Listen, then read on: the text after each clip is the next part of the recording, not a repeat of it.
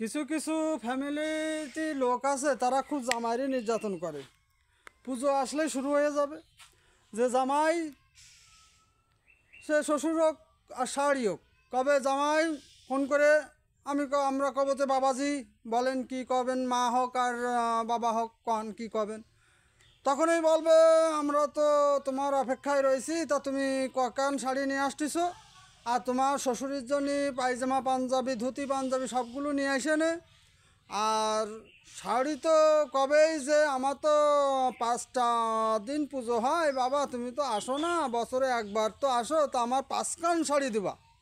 তা আমি বলি যারা এই সমস্ত নির্যাতনে ভোগেন তারা আদত এই শ্বশুর শাশুড়ির কথায় কান দেবেন না। আগে নিজের মা বাবারে শাড়ি কিনে দেবেন, বাবারে আছে পায়জামা পাঞ্জাবি ধুতি এগুলো কিনে দেবেন। তাই নট এলাও শ্বশুরবাড়ি, ঠিক আছে? আগে আমাদের বাবা মা, তারপরে অন্য লাইন, ঠিক আছে? ওকে।